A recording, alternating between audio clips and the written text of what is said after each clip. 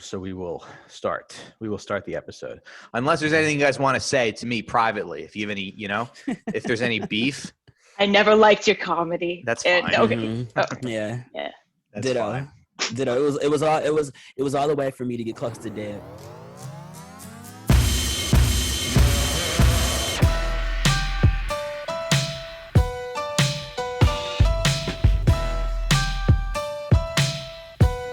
All right, cool. Hello, everybody. Welcome to the show. You know where you're at. You're back. Listening to the sit down. We have a special guest co-host, the Queen of Mean, Emmy Blotnick. Emmy, that's a decent. That's a nickname that you could have. Technically, kind of fits you. I mean, I believe we've got a Queen of Mean. She hasn't stepped down. You should just start calling yourself the Queen of Mean, and then anybody else who does it, you should blackmail them. You should be the Queen of Mean. I Me? feel like that. Yeah, isn't it great? Wouldn't it be great? I do love gossip and talking shit. Most of my closest friends are women or gay men that I love gossiping with. Which brings me to our guest for the today's show. This guy, you've probably heard him on the show before. Actually, you heard him last Black History Month, and now he's back for this Black History. annual Black History Month. I didn't realize. Yeah. No wonder I haven't heard from you in over a year. No, but there's been a pandemic. Otherwise, sure. But yeah, it's friend of the show, Alex English. He's back. How's it going, Alex? I'm good, friend. I'm well. Hi, Emmy. It's been forever. Hi, Alex. I know. Yeah. It's been, I think, since Mike's wedding. It's been forever for everyone. Oh, yeah, that's right. Mike's wedding. I think that was the last time I saw you. Anyway, yeah. I'm happy to see you. You guys made the cut. I guess the first thing I want to ask you guys is, so when the pandemic started, right, it was March. It was like the seasons were starting to change. It was getting warmer. It was like, maybe second week of March, third week of March. We didn't really have a winter pandemic. It was like spring, summer, fall. And now we're like in the middle of the winter. I think this was probably the worst. I think I also had COVID like 2 weeks ago. I was feeling sick about 2 weeks ago, and I got tested. Deb and I got rapid tests, and the test came back negative. So I was like, "Oh, cool! I just have the flu. I just overworked myself, and I have the flu." Right. But I had COVID the whole time, which is probably the best way to have COVID. How do you know? Did you get tested? Because Deb tested positive, not last Friday, but the Friday before. So, and she was also sick. And Deb's got this weird thing where, like, she. If I'm sick, she's like, "Give me a kiss," and I'm like, "I'm sick," and she's like, "I don't care," She's only human. Love, yeah. Yeah. We are one. We are a unit. That's right. When you get married, your sick is her sick, and her sick is your sick. Exactly. Yeah, you have to 69 each other until you die. We have to. If I get tuberculosis, we have to 69 each other. That's right. That was part of. That's why so many couples in the 1800s both got tuberculosis. You took a vow, you took a vow. Right, because they actually thought that was the cure. Doctors would be like, "Why don't you try 69ing your wife?" After the next generation after that was, "Why don't you just smack her?" Right. But a doctor was like, "Why don't you try licking the tuberculosis out of your wife's vagina while she sucks you off?" It's important to do both. Yeah. I know I've said this on the show like a million times, but maybe the only time in my life that I have 69, I was on top. I was on top of the girl, which is not the way you're supposed to do. Which is not the way you're supposed to do it. Who wrote that rule? Who wrote that rule? Where did that rule come from? I think gravity. Yeah, was supposed to be. The woman is supposed to be on top. No, the woman's supposed to be on top when you're 69. If the guy's on top when you're 69ing, he's just putting the full weight of his body on a girl, and his. Well, I'm just coming. I'm speaking from a place where that does not matter. Mm-hmm. So absolutely, because it's a fair fight when it's my type of 69. Right, but Alex, if you were the scales are equal. Right, but imagine you and Terry Crews 69ing each other. I mean, it wouldn't make sense for Terry Crews to be on top, right? Imagine that I'm actually in my bed right now. It's the perfect place for me to imagine that. So, anyway, would mind that at all. where was I? Yeah. So I guess we had COVID and didn't know. We were just caught. We were just breathing all over our building, talking to our elderly neighbors. You know, I don't think anybody got sick. It's a weird thing when you have it though, because you're like, did we tell people? Did we keep it a secret? Did we just isolate? You know, I only told, because like Deb's mom called and yelled at her for getting COVID. But I guess my question for you guys is, you know, the past couple months have been, to me, I think the past couple months were the two worst of the pandemic. So how has your winter been in lockdown?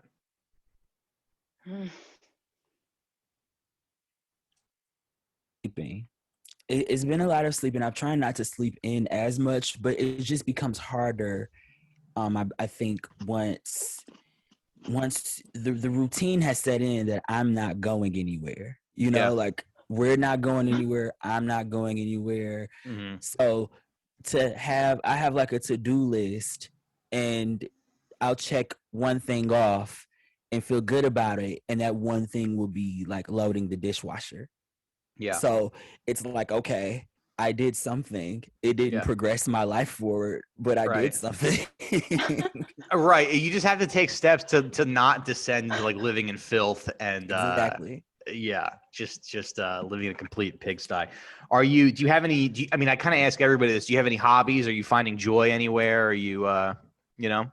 I've been reading a little bit more than I was prior to. So if anything, I have picked up the habit to get back into literature. Nice. I'm reading The Water Dancer by Ta-Nehisi Coates. It's pretty good. Is that fiction? It's fiction. Yeah, it's a novel. Okay. And I have not finished it. It's really not a book to be finished. It's really just like a book that you can pick up and read on. But it's the Jerry Seinfeld book. Is this anything? The book I've been reading. That's a good like train book. It's good. Like it's just a bunch of jokes. It's bits. It's just reading. Right. And it's like, wow, he was really struggling in the beginning, because he documents he sort of documents like his material from like the 70s, the 80s, the 90s, and beyond. Yeah. And by comparison, the 70s were certainly his darkest era of joke writing. And that's kind of but that was his first, when he first kind of started, right? By darkest, I mean bombs. Like I wasn't laughing at any of the first. Oh, so he shows you what he was writing at that time. It's truly an anthology, like a catalog. Of all of the jokes he's ever written from like the beginning of his career to up until this point. Yeah. Interesting. Literally every subject. And I was like, the 70s he really couldn't find anything good in the 70s, but by the time he got into the 10-year mark, it was the mark of a 10-year. You know how they say 10 years? For sure. Jerry Seinfeld found his footing in comedy in 10 years. But it's funny that even after 10 years, he was still talking about, you know, like cereal and answering machines and stuff like that. Like, and now he talks about like voicemail inboxes and time bars. You know, he evolved. Right. Now he's like, oh, what's the deal with Grindr messages? I mean, he's just got a whole. You're too close. You're too close to me. Yeah. You got guys. It says 0.2 miles away. What's this guy? Is he in my closet? Right. He's in my dishwasher waiting to suck me off. And I realized I'm hard at the wrong Starbucks.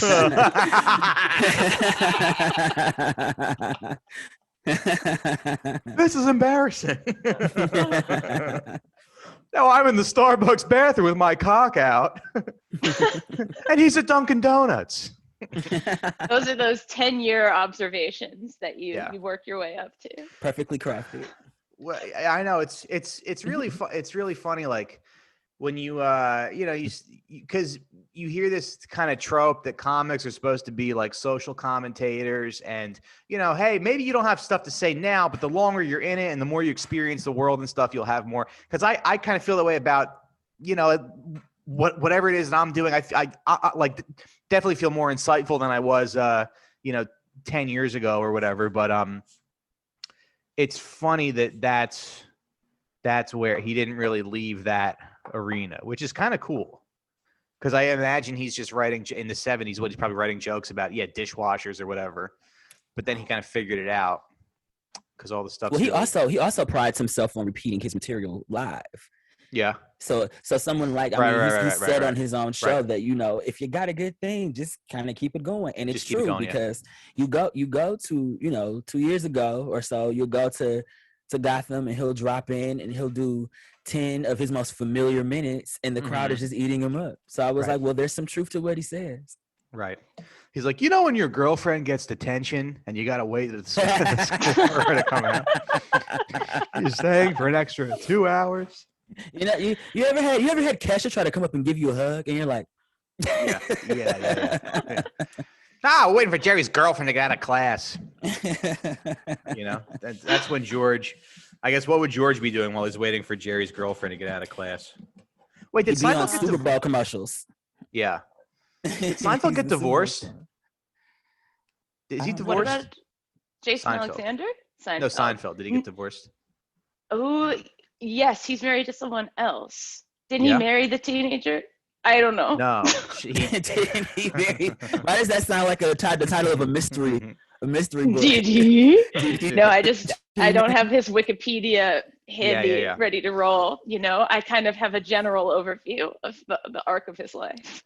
Yeah, he broke up with Shoshana, but he was married to Jessica Seinfeld, so I don't know if he is still married to Jessica Seinfeld or not. I think he is because she put out those cookbooks. Remember where it was like how to put broccoli in the brownies and trick your kids. Those books. Right. Was she really writing things like that? It was like a recipe book about putting vegetables in baked goods. Yeah. Oh well, she's not to be trusted at all. I mean, clearly, when people show you who they are, believe them. Yeah. I don't like her. I don't like her. Her mission statement for life at all. The next book that she writes. The next book she writes is called "The Alive Grandma," and "alive" is in quotation marks. It's like how to let your kids think their grandma's still alive. Yeah. Anyway, Emmy, Alex mentioned reading. Have you ever read a book? Technically, yes. I did order the Rihanna coffee table book today. All right.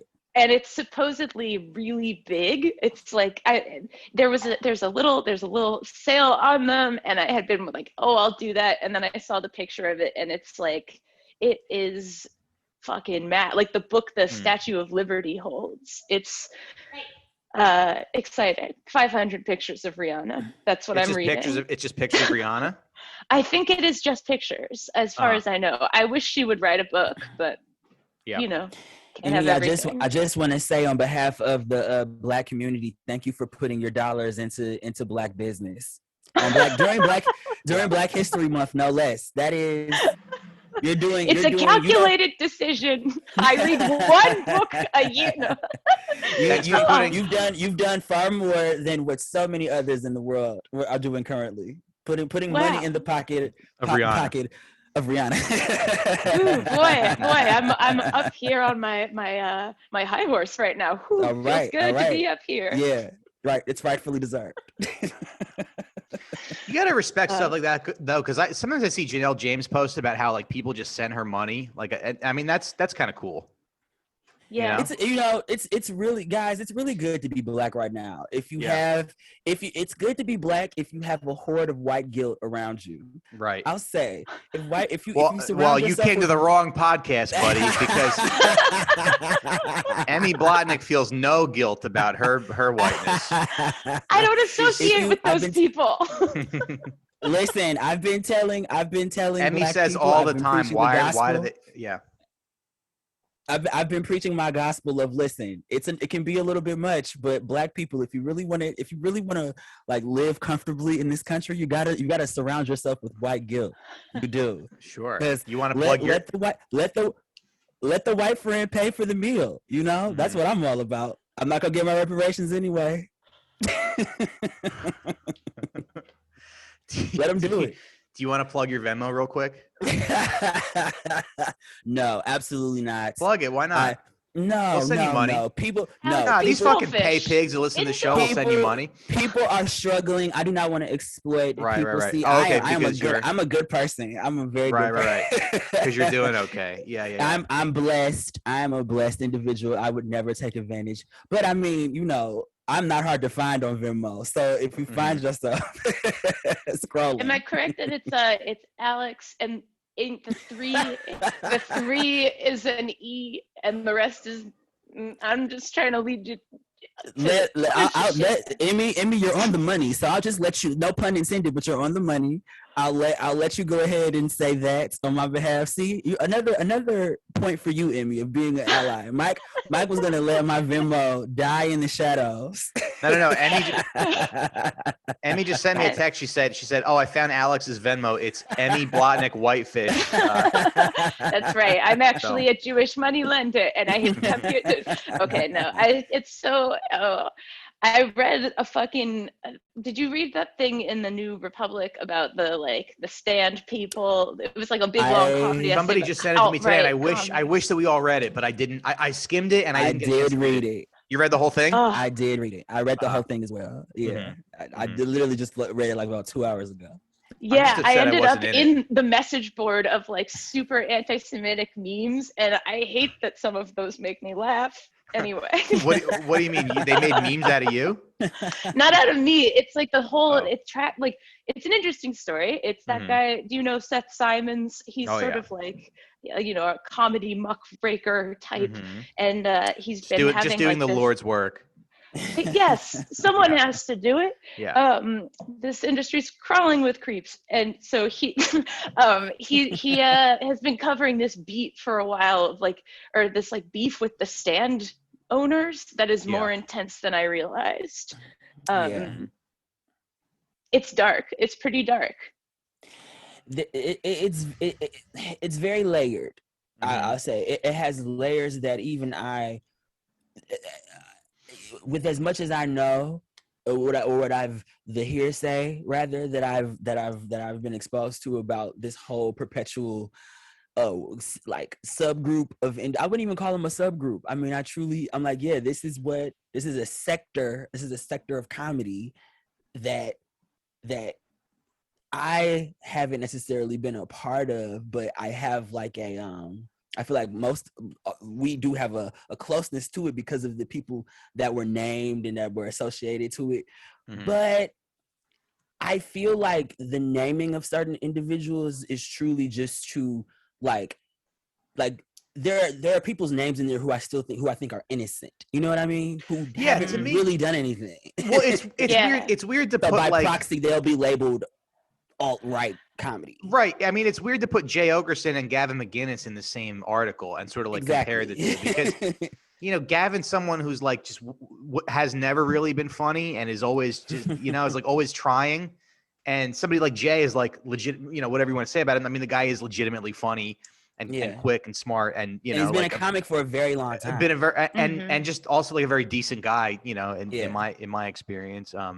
So yeah, I don't know. Have either of you ever seen Gavin McInnes or ever seen him try to do comedy? I had never crossed paths with him, so I wouldn't have known if he was. Well, yeah, but that's just not. But he's not like a comedian. I mean, he's somebody who. Right. But I actually did. It's funny because I was watching some clip and he was hosting some event, and you could see him try to sort of put a funny thought together. He tries to make fun of Monique. And then he tries to, and he tries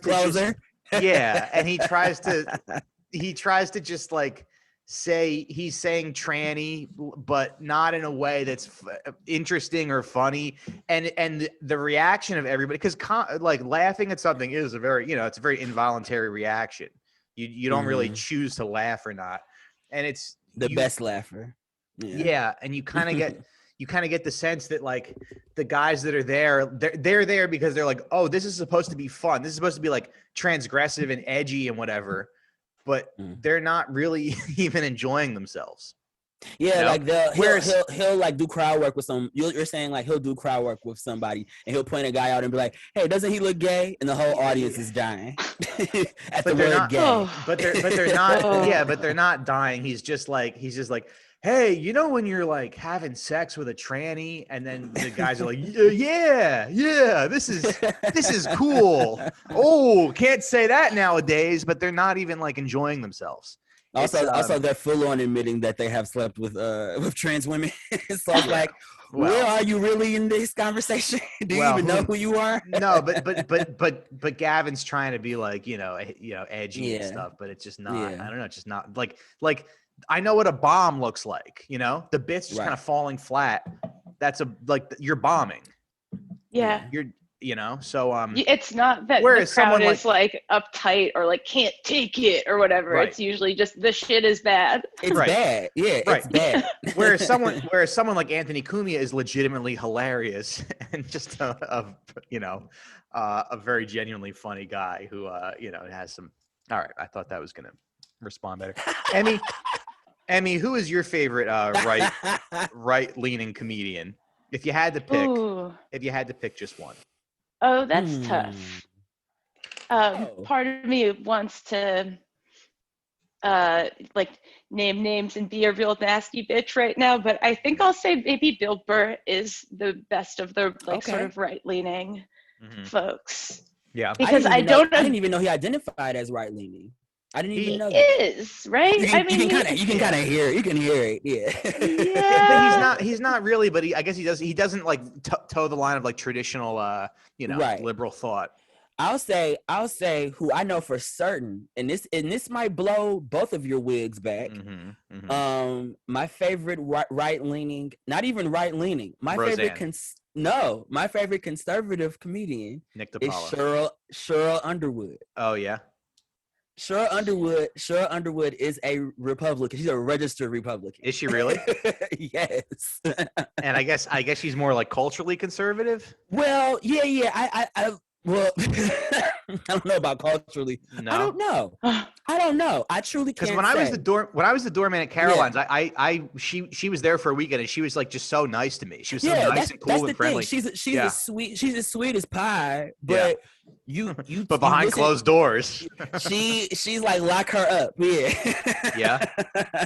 No, she's not. She's not like that.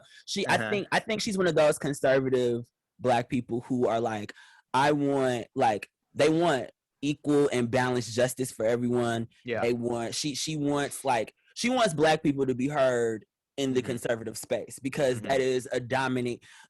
That's why I'm never quick to write off Black Republicans, and I'm not talking like Black Republicans who are Republicans for the sake of being like, because it's a grift. Yeah. I don't like that because it's like you're not free thinking if you're going into the conservative party and you're adopting the language and you're adopting the ideologies and you're just becoming one of them. Yeah, you're not free thinking. Yeah, you are. If you are a Black, because I have Black conservatives in my family, so I know that they're not siding with the police and saying but they are saying you niggas need to pull your pants up so the cops don't shoot you.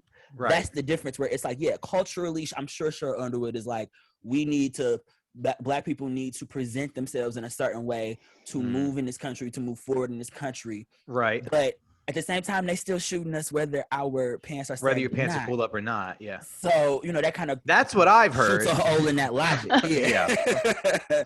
Well, you heard it here first, folks. Whether their pants are pulled up or not. I don't mind it when Black people are Republican or right. I mean, as long as you're in it for the reasons of there still being systemic change in the system to help benefit us. Because there are people out here who consider themselves fiscally conservative, and I'm just like, sometimes when people get into that discussion of like, well, I'm socially liberal and fiscally conservative, it's like, well, you do understand that class and class and that the economics does dwindle into the social aspect as well. So Right. it's all pretty much related. But the black conservatives in your family, did they like? I mean, do they have money or like?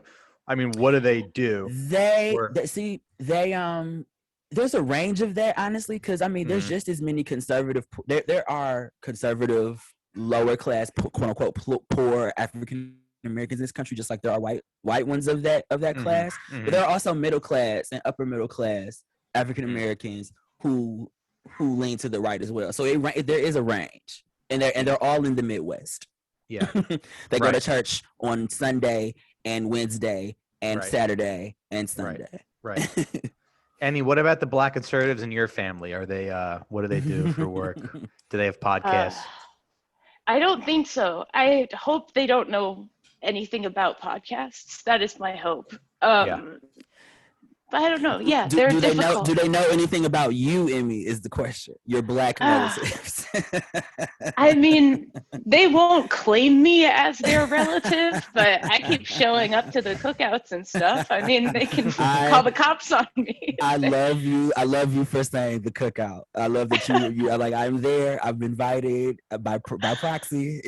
My food's too bland, but I'm trying. It would be really funny if Alex got a TV show and he became like a multimillionaire and he just became super gay and black and conservative. And the next time we saw him, he was like, "Why don't we just bomb these people?" or whatever. Like, he's just like smoking a cigar. Just listen. He's on SpaceX calling us. Yeah, him and Elon Musk are up in a fucking rocket ship together. Listen, you're just one more successful show away from Lee Daniels showing up on the Rogan podcast. So watch. Right. He'll get one more show. Right. But isn't it, but, and here's the last question I'm going to ask about this and we can move on to something else, but isn't it kind of like, do you also think that maybe is it antithetical to be, like, can you really be conservative, fiscally conservative and be for like the liberation of people and equality and stuff? Yes. I believe you can. But it's all about intent.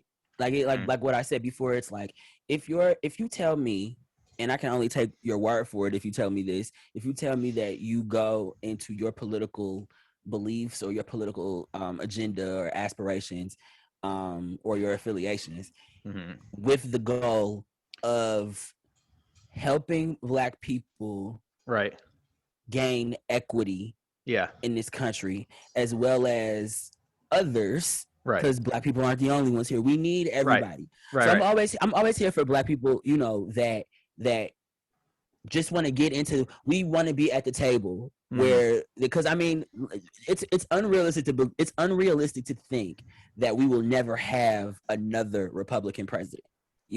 Yeah. So that's just unrealistic. That is not. No, it's going to be a woman. It's going to be the first woman president. It's going to be like it's going to be Marjorie Taylor Greene. Marjorie Taylor Greene or somebody.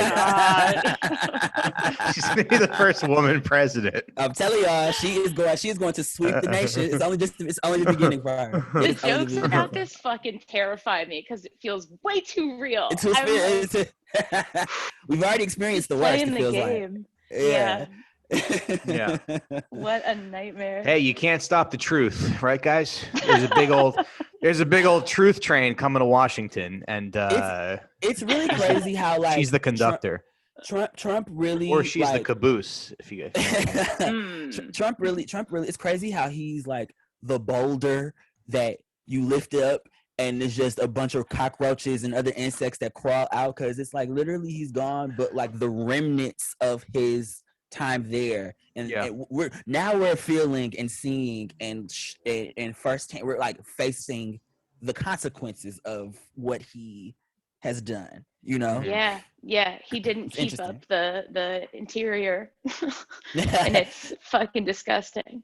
There's an orange stain on the Senate floor, It really does feel like that. So I watched the video that the Democrats presented as like evidence of the insurrection, and it's just like there's just no other version of shit than what is there. They filmed themselves doing all of it. So but I was thinking about this though. the people that were at that insurrection, they must have had so much fucking fun being there. I mean, Oh, I'm sure they're just like Absolutely. throbbing with adrenaline. They just Yeah. didn't know what to do with themselves once they were inside. yeah. They're like finding new video. They're like Whoa. they're finding new video that the media has posted and seeing themselves in it. Like, look, there I go at minute 1:29. I was right there hopping over the fence. You see me? And then they're posting it. They're posting it on their Instagrams. TBT, take me back.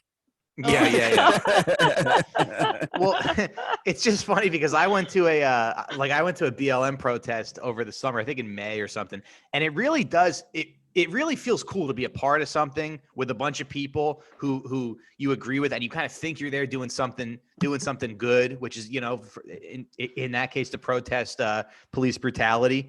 And it's like, oh, this is cool. There's all these people who feel the same way I do. We're not isolated anymore. We're not fractured. We're all like together doing something.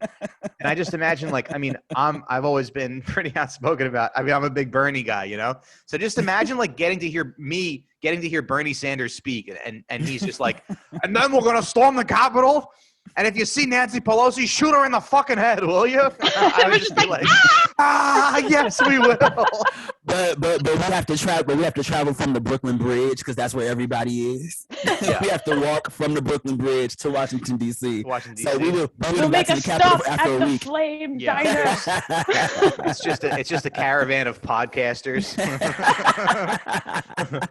There's a caravan of podcasters heading towards Washington, D.C. One of them said they were going to shoot Nancy Pelosi in the brain. We'll keep you updated. They were dragging over 200 feet of USB cables along the roads. And then they wanted to hang Mike Pence. I mean, that's it's great.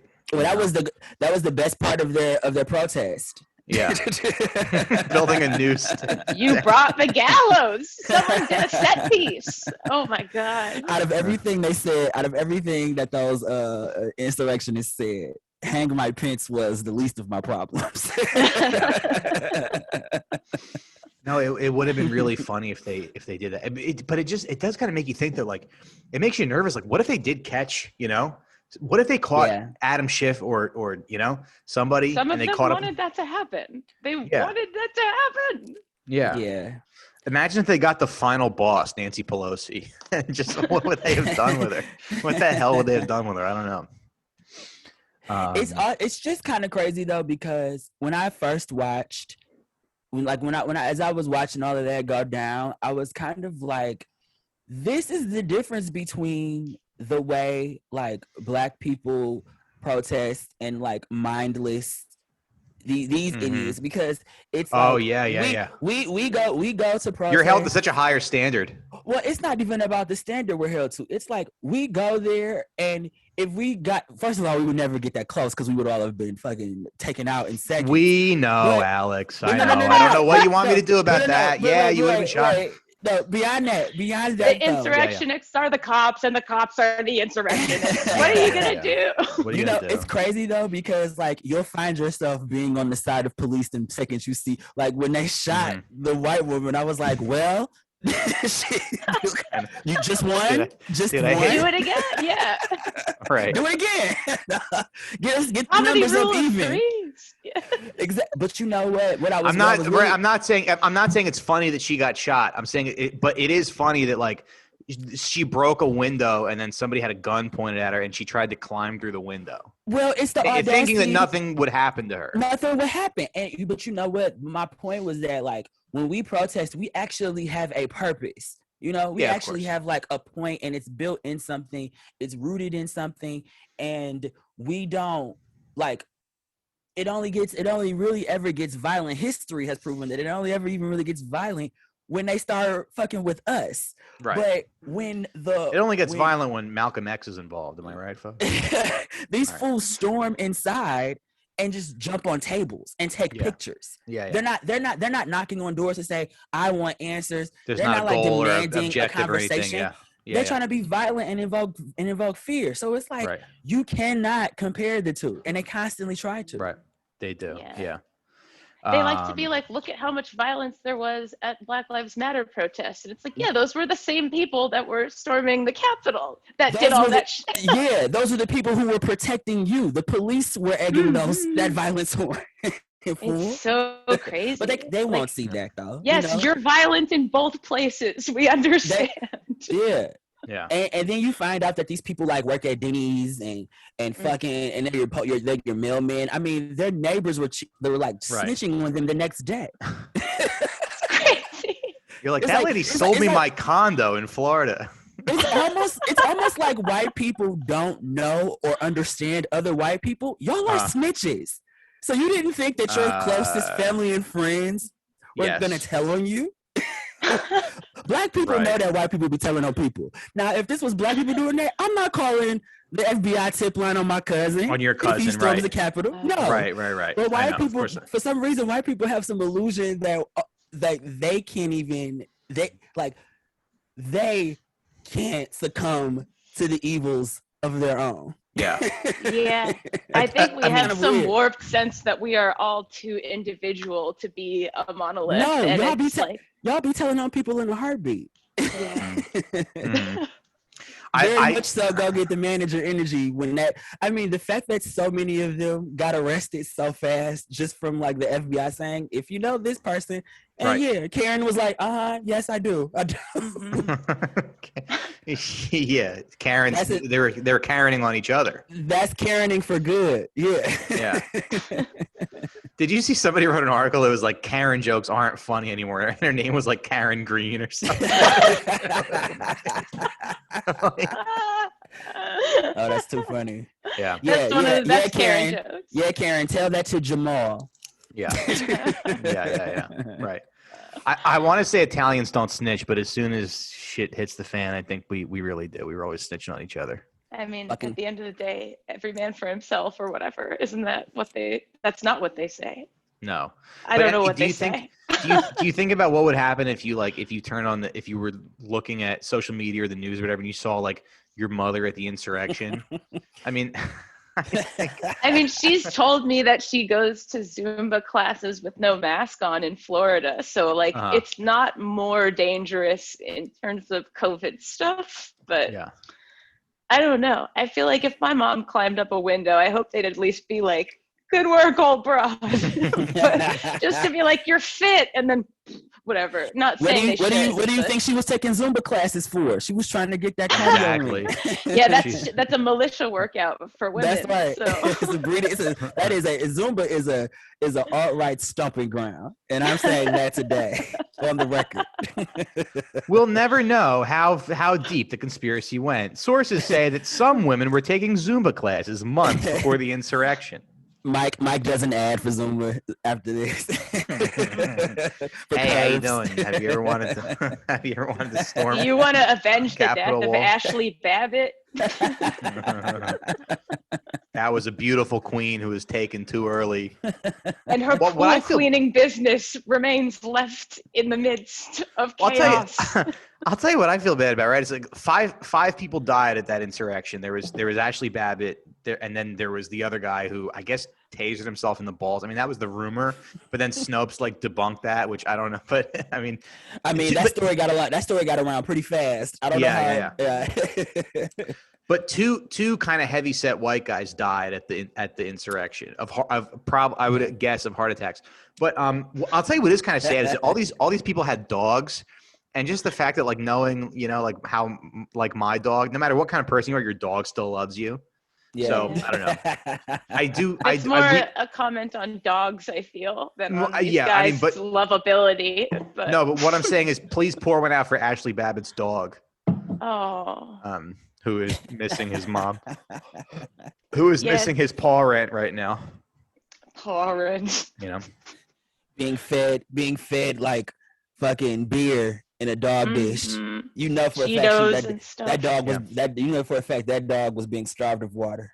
Yeah, probably. It's a canine rights violation. I mean, even the guy who tased himself in the nuts, who seemed like kind of a piece of shit. It's like the family released a statement, and they were like, he loved his dogs. So, I mean, poor babies, you know. Yeah, if you really love the people and animals in your life, you don't tase your balls while committing crimes. I don't know. Guess that's true. Call me old-fashioned. I'm going to promise my dog right now that I will never carry a taser.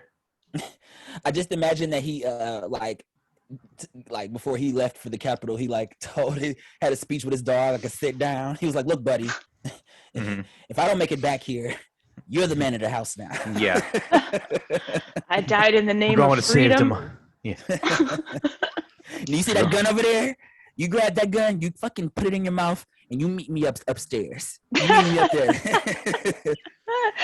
Look, whatever happens in DC, I want you to know you are a very, very good boy.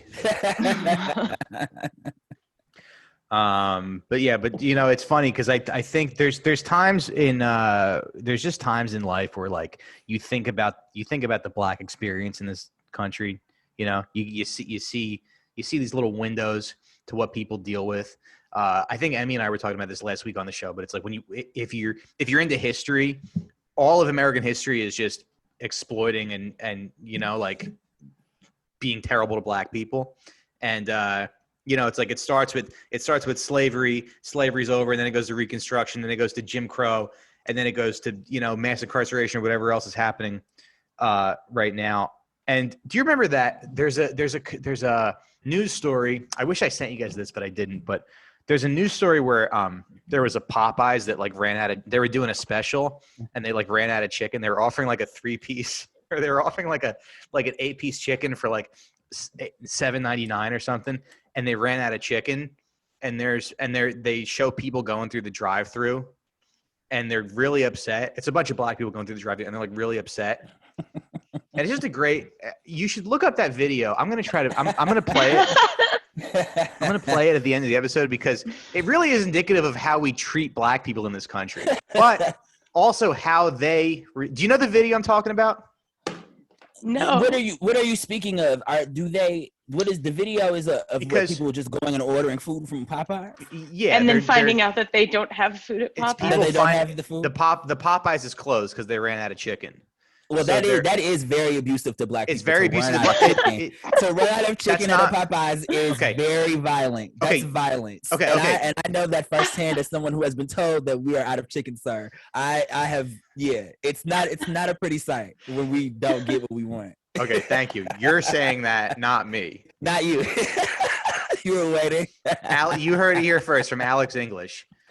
It is violence. It is violence. Running out of chicken is violence. I feel like running out of food will set any group of course, people especially when you're like, oh, cool, they're doing a special. Oh, after work today, I'm gonna go get dinner. I only have to spend $12 to feed my family. You know why that is, though. You know what I mean? It's because all of the Popeyes are in like urban, like city areas. You don't really find too many Popeyes locations that aren't in like highly populated African American communities, at least not in my experience. I haven't seen a Popeyes every other block.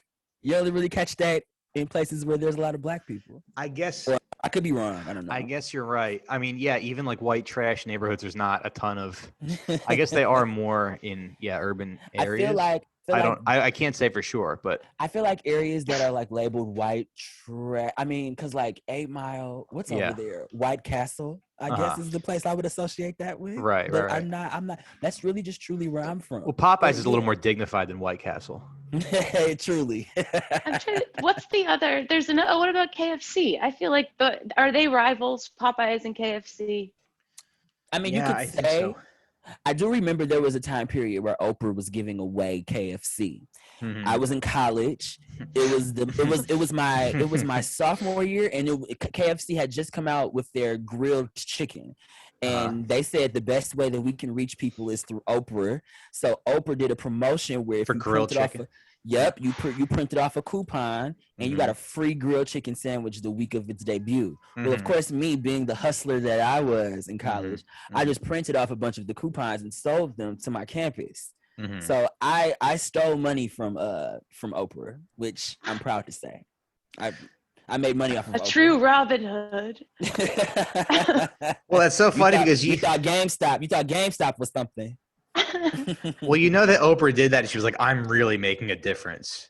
They're going to eat grilled chicken instead of fried chicken. And she thought she was going to like save people's lives.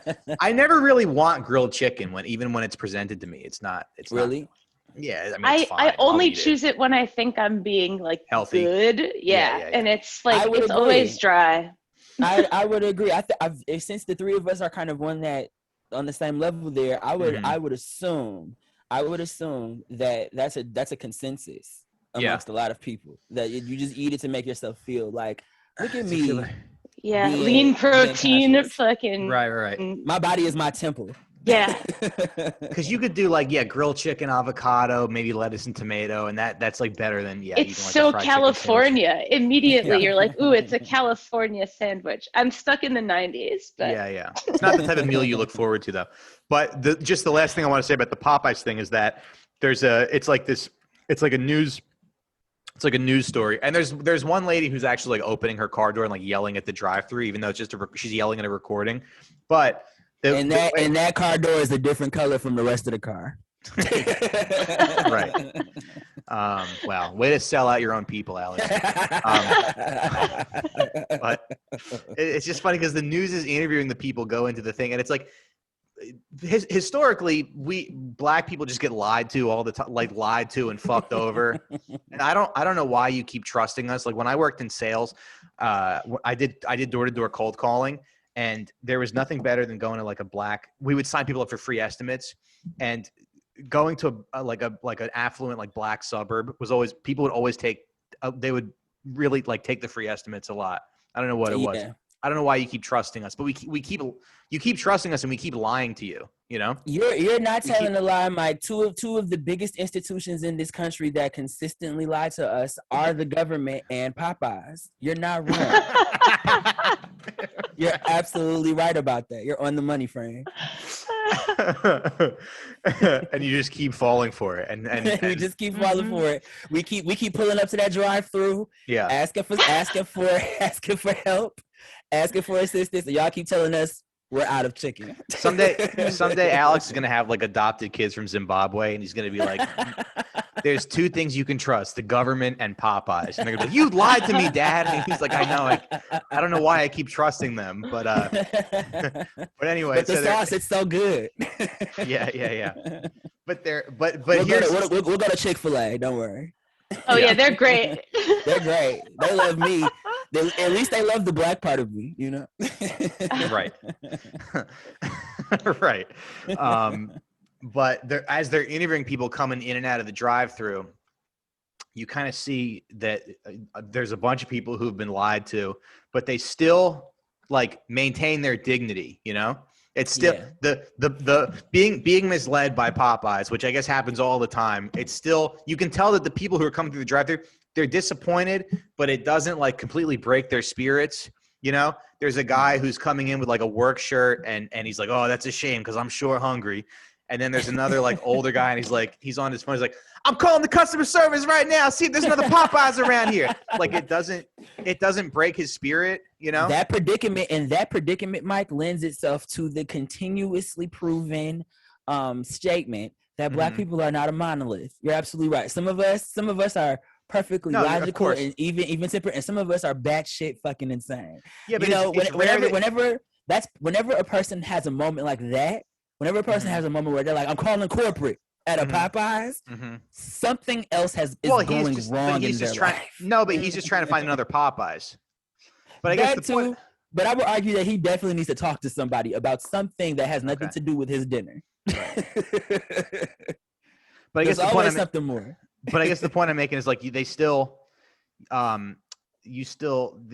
all still kind of like you never hear it. It's rare that you hear black people like whining or complaining or, you know, like rolling over. They're as much as they say we do. Right. Yeah, of course. People be like, why do black people whine so much? And it's like, well, I have a bullet wound in my back from the police. I don't know how many people don't. I don't know how many people I don't know if people call it like whining, but all right, whatever you want to, whatever your definition of it is. but this Popeyes being closed, it didn't like defeat anybody, you know? That's right. Nobody was like, oh no, you know, you didn't see any self-pity or like defeatism. It was all just like, oh, that's a shame. If anything, it's low-key a blessing when they run out of chicken, because that is just a group of black people with a little more time on their lives. Right. Everyone involved. Yeah. Whether you work there. That's right. It's pausing their impending heart attack in a few years. So, because But- we are prone to hypertension. So actually, it's pretty much that's the silver lining. But Whitey can't seem to stop like misleading you and fucking you over, but you still stay strong, I think. Well, it's I don't hard to know. blame it. It's hard to blame it on Whitey when basically everybody behind the counter is either black or Latino. So we're doing it to ourselves. Yeah, but you know who owns that franchise. Annie the Popeyes lady, right? Yeah. She's the president and CEO last time I read my almanac, my encyclopedia. Exactly. Emmy, what was your last Popeyes order? I hate to say this, but I can't remember. I can't remember the last time I had Popeyes. And I've had lots of fried chicken, just not specifically Popeyes. Yeah. And that feels like a shame, you know? Now that I know it's that means possible your arteries look good. Yeah. Ooh, thank you.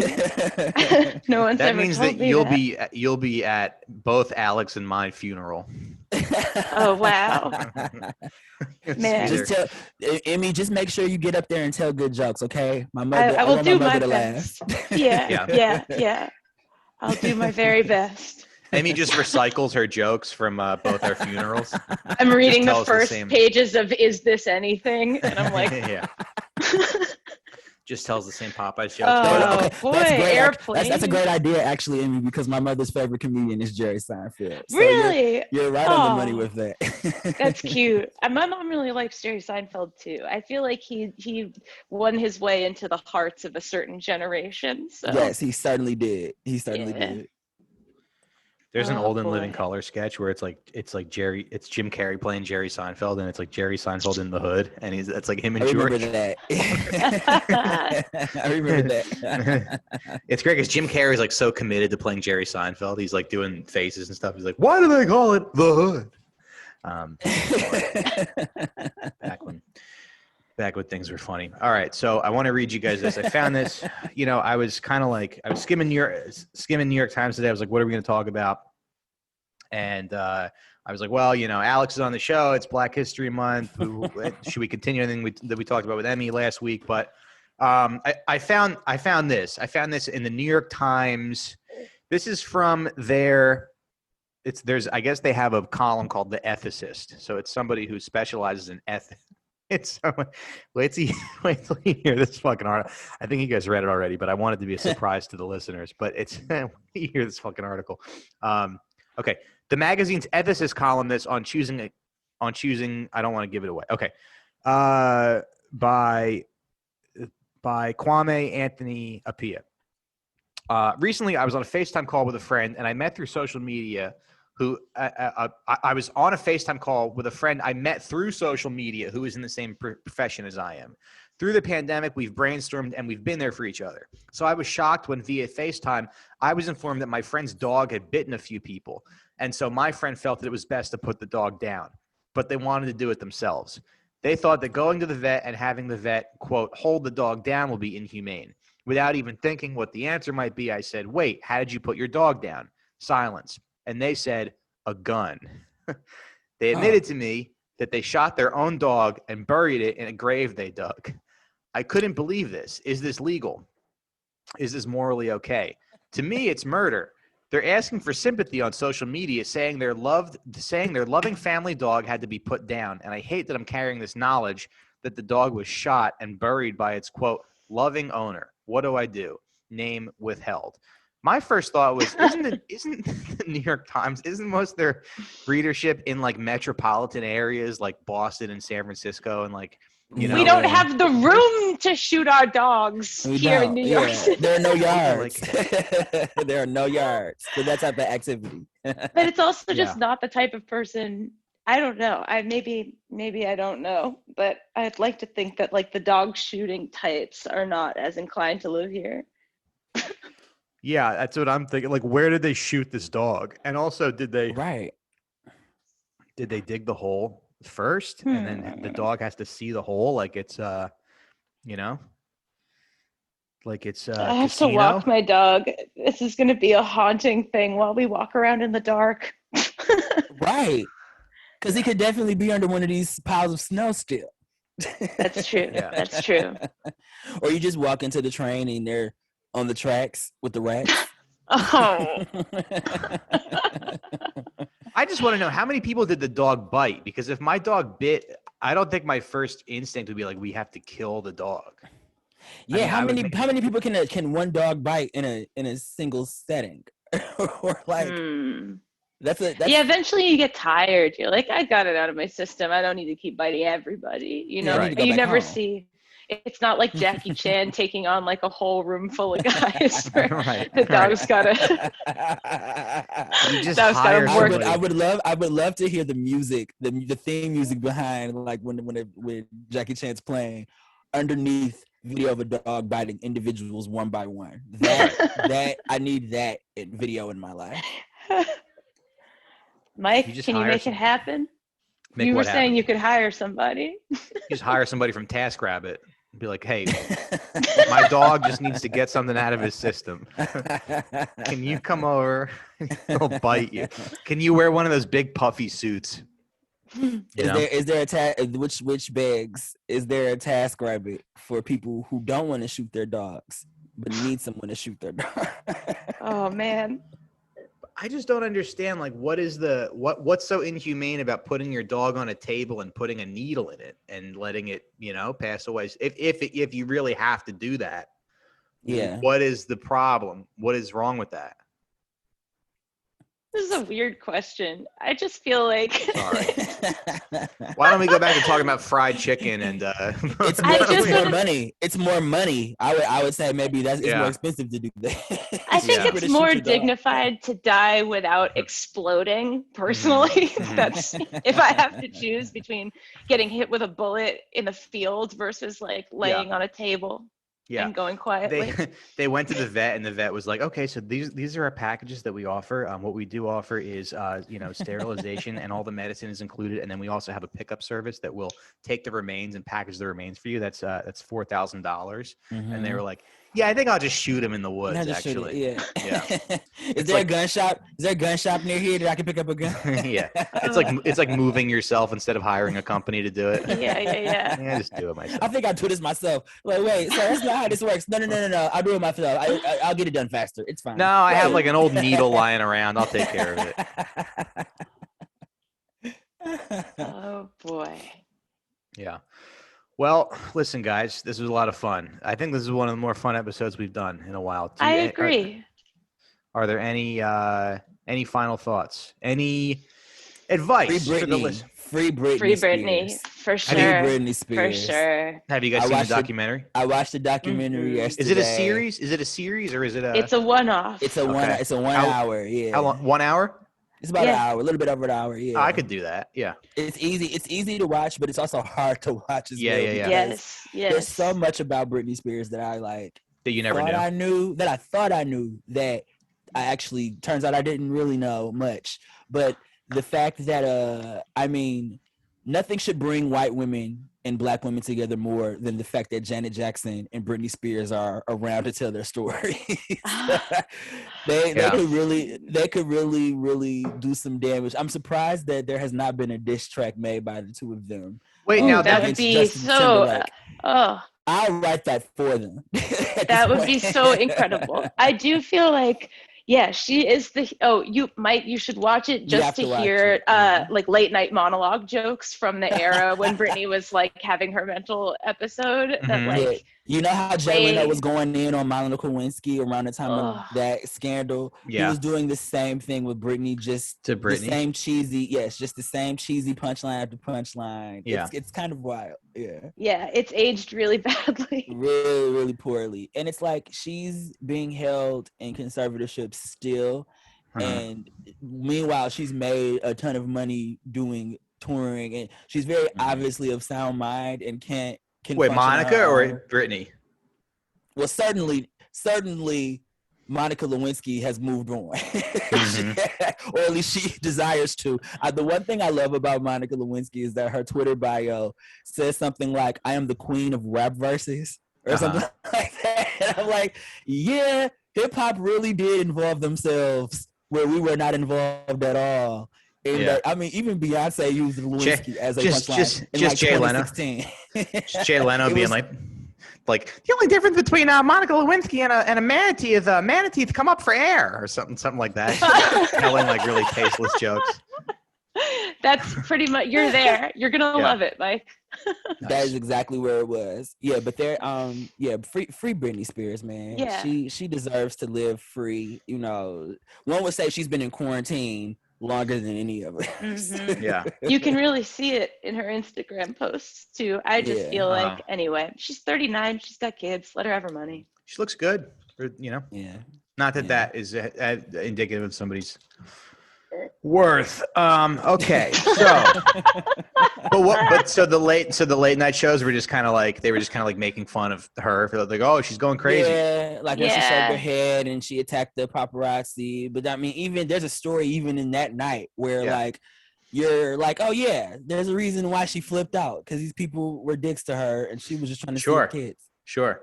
That's it. It's crazy. I was It's watching an proven. old David Brenner special on HBO because HBO Max has a lot of old stand up. So it's It fun to go does, back and yeah. watch stand up from like the 90s, early 2000s. And yeah, I was watching this David Brenner special and he's like, hey, how about President Clinton and his taste in women, huh? I mean, oh my God. And he's like just doing bits about how like the women that Clinton fucked were ugly. Yeah, the Right. Chris Rock, the Chris Rock show did a piece on Monica Lewinsky, and it Did was they? like it was Chris, and then they did a panel discussion with like a talking head, like it was Wanda Sykes playing just a black woman, Mhm. Mario Joyner playing a black dude, and another Mhm. white dude. It was like he was just a white dude, Mhm. and so we were getting perspectives on the scandal across the board. And, Yeah. and Chris asked Wanda, "So Wanda, how do how are women viewing Monica Lewinsky after the Ken Starr report?" And Wanda's like, "We viewing her like the nasty hoe that she is." Which is kind of funny. But you would think it would be easier to write jokes. You would think it'd be easier to write jokes about like the older sexual predator president of the United States who's like, well, come on, you want to suck the president's dick? Okay, All right. Mike. And okay, with Mike. that impression, With that impression, it's been so fun talking to you. All right. Well, We'll do it again next week. I didn't have a lot of time to prepare. Venmo Alex English. Okay, hold on. Good night, everyone. Oh, well, hold on. No, wait. Let me save the show with a good impression. You know what I noticed? Nobody has a Cuomo impression. I haven't heard a good Cuomo impression. Do you have one? He's hard to pin down. I'm working on one. Well, ladies and gentlemen, no, I can't do it. No, because it's like Cuomo's voice is very like it's very it's not what you expect him to sound like. We're gonna open the schools. We're gonna close the schools. Yeah. We're gonna open the clubs. We're gonna close the clubs. If you Just want be patient with us. If you want to go to a restaurant, you must pee before you leave your house. And we don't recommend going number 2 in the restaurant. I don't know. I'll keep working on it. White Cuomo and Black Cuomo, ladies and gentlemen. We're here all night. Look, all I'm saying is Frank Caliendo had the hardest job in all of America. You think being a nurse or a president or an air traffic controller was hard? Try doing impressions on the fly of Al Pacino. Yeah, I don't know. Okay. All right. I'll work on that one. All right. Fuck. I just sign off the Zoom and start, putting a lighter up to my nipple. Like, fuck. You fucking idiot. You fucking idiot. All right. Let's do plugs. Alex, you want to plug anything? I mean, I'm on the internet as Alex English. The E in English is the 3. You can find me on all platforms there. Wherever you search, you'll find me, and that is the name. I have a stand-up set coming out. I forgot to say this, but what about, do you ever think instead of Alex English, maybe like Alex Japanese? And he's just like, oh, hello, I am Alex Japanese. I am an ally to the Asian community.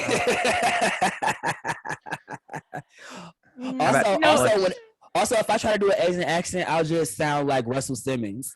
Alex. How about Alex Pig Latin? And he's like, all right. All Well, right. no plug for What do you me, want? Mike. No plugs for you? Truly That's no fine. plugs I'm for good. me. Yeah, I'm really no plugs for me either. I'm on the internet. All right. Just Follow catch me. Alex on the internet. Follow Yeah. Emmy on Twitter at Emmy Blodnick. And you guys know the deal. We do a show on Patreon every single day. Patreon.com/sitdownpod. Please follow me on Twitter at Mike Racine, Instagram Racine Mike. Thank you guys very much for being here. And I'm going to end the recording, but we'll stay on the line so we can all say goodbye. And you guys can call me a wop for that Bill Clinton impression. You guys can use all the Italian American slurs that you want. And so Finally. that's the episode, and we'll see you next week. Or if you're a Patreon subscriber, we'll see you tomorrow. Bye bye.